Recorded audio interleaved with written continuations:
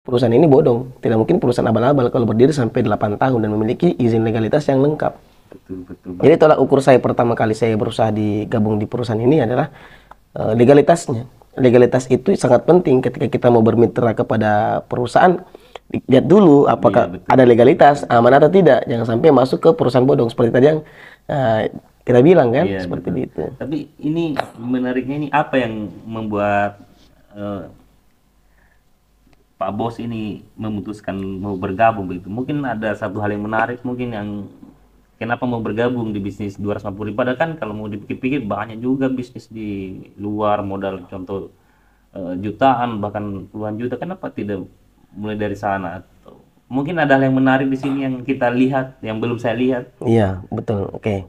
Jadi yang menarik yang pertama adalah modalnya itu kecil, ekonomis.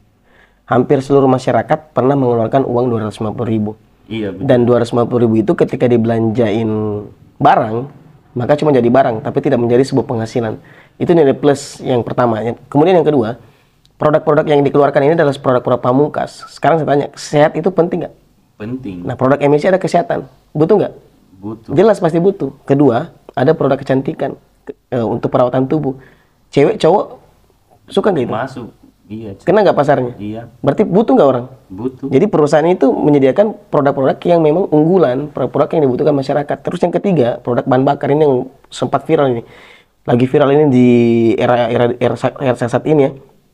Orang-orang pada pengen irit, ya kan? Iya. Apalagi kita bicara BBM nih sekarang. BBM naik. Lagi naik, Iya kan? ini. Munculnya perusahaan emisi ini mengeluarkan satu produk pamungkas yaitu Sparring Smooth. Itu bisa menghemat 30-50%. Oh, ada penghemat bensin juga? Ada penghemat bensin dan itu bisa digunakan untuk semua kendaraan, apalagi yang menggunakan bahan bakar. Sampai ke pesawat terbang pun bisa. Oh, Bisa. Yang penting pakai bahan bakar. Oh, Iya. Selama pakai bahan bakar pasti butuh MSI. Kira-kira produknya bagus nggak?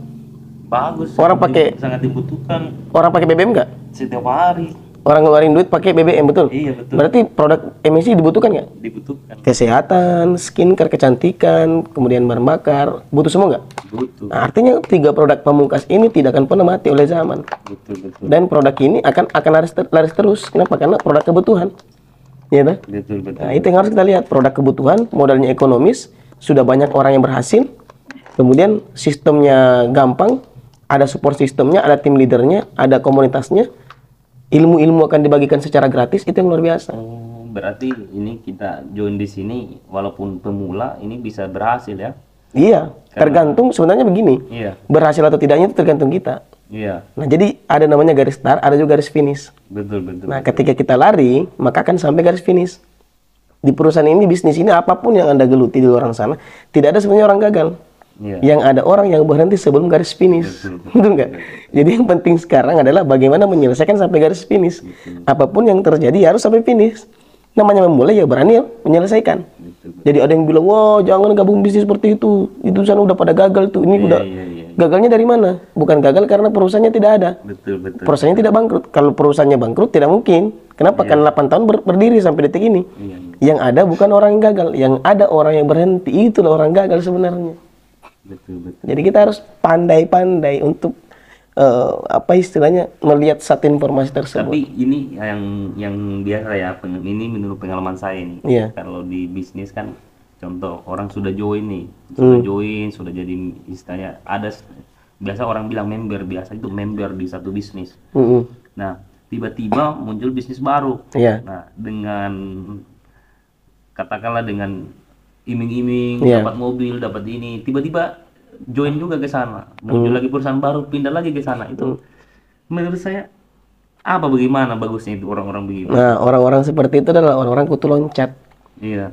Belum sukses di satu bidang, pindah lagi. Iya. Nah, artinya orang seperti itu tidak akan pernah menuai hasil. Karena belum selesaikan satu visi, belum selesaikan misinya, pindah lagi. Iya, Nah, orang-orang seperti itulah orang-orang yang diberikan yang namanya rasa tidak cukup, rasa tidak puas. Iya. Karena orang merasa cukup, pasti otomatis berjuang. Tapi kalau orang tidak puas, tidak cukup, merasa selalu kekurangan, maka selalu mencari sesuatu yang baik.